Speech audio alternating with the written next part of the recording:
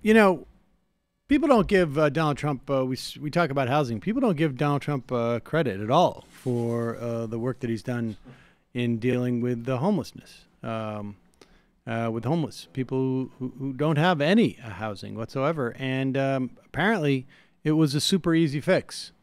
People don't know about it because he just hasn't had the chance to tell them.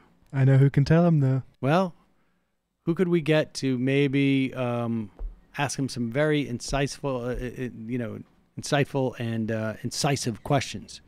Oh, maybe Tucker Carlson.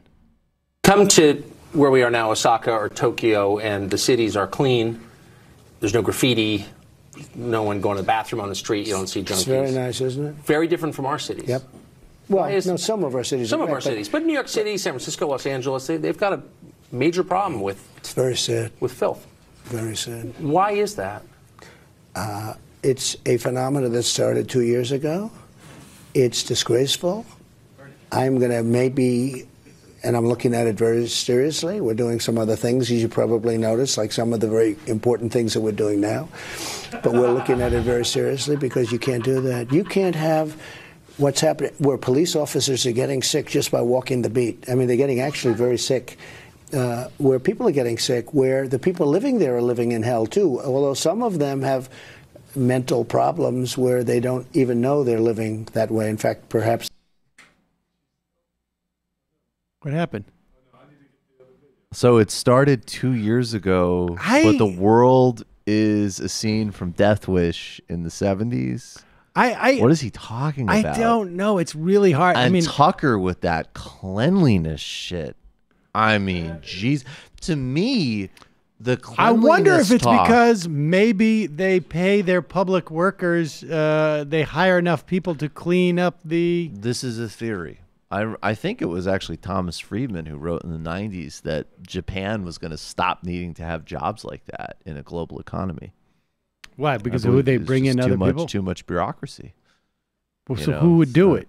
Well, machines. Oh, I see. More people. I don't know. All right, so let's pick it up. Let's play through that again because I'm trying to figure out what he's saying. I think that my guess is this. Trump, when he thinks of cities, the only city he knows is New York, right? He doesn't go outside. He hasn't been outside in a city God knows when. So he's thinking New York, and of course he's thinking New York in the 70s or 80s. And so when he says it started 2 years ago, I think that's a reference to maybe the stopping of stop and frisk. Maybe, right? And I think that makes sense. I mean, I'm just trying to giving him a bit too much credit there. I'm trying to decipher this. And, but the one thing he could be giving, but the one reverse. times that Trump knows something, it would be like, I'm in a complete fog, but there was something when we stopped doing something racist to cause problems. I remember it. That's a specific. I got it. I don't know if he's saying that things started to get dirty 2 years ago, or things started to get clean 2 years ago. It's completely, who knows? Come to where we are now, Osaka or Tokyo, and the cities are clean. There's no graffiti, no one going to the bathroom on the street. You don't see junkies. It's very nice, isn't it? Very different from our cities. Yep. Well, no, some of our cities. Some of our cities. But New York City, San Francisco, Los Angeles, they've got a major problem with... It's very sad. With filth. Very sad. Why is that? It's a phenomenon that started 2 years ago. It's disgraceful. I'm going to maybe, and I'm looking at it very seriously. We're doing some other things, as you probably noticed, like some of the very important things that we're doing now. But we're looking at it very seriously because you can't do that. You can't have what's happening where police officers are getting sick just by walking the beat. I mean, they're getting actually very sick.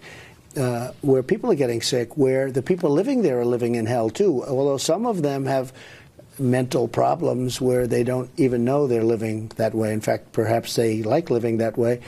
They can't do that. We cannot ruin our cities. And you have people that work in those cities. They work in office buildings, and to get into the building, they have to walk through a scene that nobody would have believed possible 3 years ago. And this is the liberal establishment. This is what I'm fighting. I don't know if they're afraid of votes.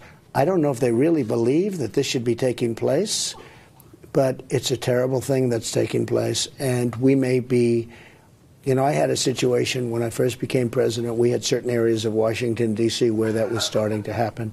And I ended it very quickly. I said, you can't do that. When we have leaders of the world coming in to see the President of the United States and they're riding down a highway, they can't be looking at that. I really believe that it hurts our country. They can't be looking at scenes like you see in Los Angeles and San Francisco. San Francisco, I own property in San Francisco, so I don't care, except it was so beautiful. And now areas that you used to think as being, you know, really something very special, you take a look at what's going on with San Francisco, it's terrible. So we're looking at it very seriously. We may intercede. We may do something to get that whole thing cleaned up. It's inappropriate. Now, we have to take the people and do something. We have to do something. Right. Right. So in other words, I think what President Trump is announcing is a federal program to round up the homeless and do something with them. He's going to federalize this problem. Of course, that would be the only way that he could do it in San Francisco and Washington and New York and all these major cities. Also, I don't know if I don't know what the specifics are for a Polk Award or a Pulitzer or any type of journalism. But if there's one for keeping a straight face and not saying to the person you're interviewing, what the hell are you talking about, then I guess Tucker Carlson should get that one. Because it was 90% of that, I'm sorry, there's no one in the world who knows what he's talking about. I don't know if he does. Maybe he does, and he's just using some type of shorthand. But this hadn't started until 3 years ago. It's bizarre. By solving it in D.C., I think he means, like, I instructed Secret Service to make sure I never see a homeless person in the motorcade. Right. Let's drive a different way or put new one-way windows looking in, not out.